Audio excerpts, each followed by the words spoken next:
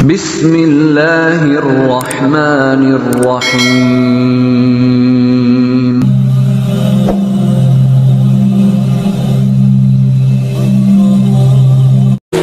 Saudara-saudariku, para pemirsa channel Cahaya Akut yang dimuliakan, yang dirahmati, yang diberkahi dan pastinya dicintai oleh Allah Subhanahu wa Ta'ala.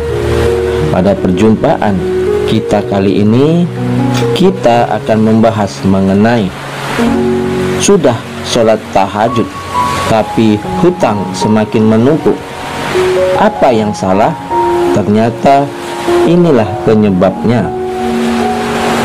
Nah, saudara-saudariku yang dimuliakan, yang dirahmati dan tentunya dicintai oleh Allah Subhanahu wa Ta'ala, salah satu manfaat melaksanakan sholat tahajud adalah untuk meminta pertolongan kepada Allah menyelesaikan segala masalah, termasuk soal hutang. Namun terkadang ada orang yang sudah melaksanakan sholat tahajud tapi hutangnya malah semakin menumpuk. Jika terjadi demikian, apa sebenarnya yang salah dan apa penyebabnya? Nah, saudara-saudariku yang dimuliakan Allah, terkait kasus tersebut, mari kita simak penjelasannya. Usaha itu ada dua cara. Yang pertama, kita memohon kepada Allah. Lalu yang kedua adalah usaha zahir. Nah, saudara-saudariku yang dimuliakan Allah, dia sudah tahajud ingin menghindar dari hutang. Dia sudah punya hutang, akan tetapi caranya masih saja seperti dulu cara kerjanya. Untuk bisa mendapatkan hajat, tidak cukup hanya dengan rajin sholat tahajud, tapi harus dibarengi dengan usaha dan tindakan yang benar. Bekerja tidak lihat pertimbangan, bisnis pinjam duit lagi, hutangnya masih jalan, gaya hidupnya belum berubah.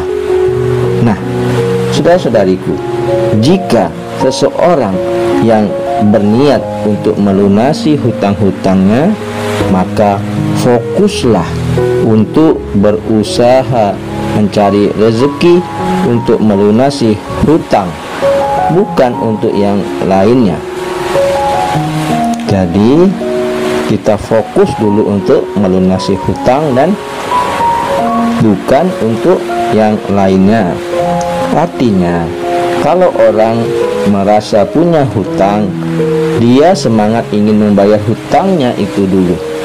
Jangan ambisi ingin kaya dulu, selesaikanlah hutangnya dulu.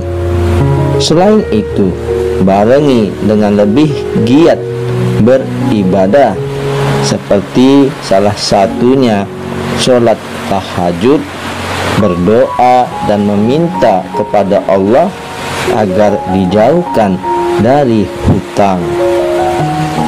Memohon kepada Allah agar dijauhkan dari hutang, minta sama Allah agar diberikan petunjuk rizki yang halal dan bersih.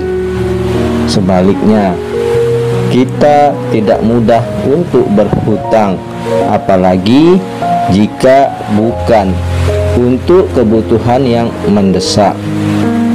Nah, saudara-saudariku yang dimuliakan Allah, kami selalu berpesan, jangan biasakan berhutang. Lebih baik hidup dalam kesederhanaan tanpa punya hutang. Nah, saudara-saudariku, orang yang biasa berhutang itu penyakit, karena itu sudah menjadi kebiasaan. Hidupnya akan susah karena ambisi terus, karena hutang itu ambisi. Padahal dia sudah cukup, tetapi mengapa harus berhutang? Nah, itulah yang dinamakan ambisi. Maka Selain kita bertahajud, memohon pertolongan kepada Allah Subhanahu wa ta'ala, kita juga harus sebisa mungkin meninggalkan kebiasaan untuk berhutang. Kita harus yakin dan bertawakal kepada Allah bahwa dengan tidak berhutang, kebutuhan kita akan cukup dan masalah akan selesai dengan pertolongan Allah. Nah, saudara-saudariku yang dimuliakan, yang dirahmati dan tentunya dicintai oleh Allah Subhanahu wa ta'ala. Jadi kesimpulannya, kuncinya adalah yakin, tawakal kepada Allah, serahkan sepenuhnya masalah kita kepada Allah, yakin Allah yang akan menolong kita. Dengan demikian kita akan terbebas dari hutang, tidak membayar hutang dengan berhutang lagi.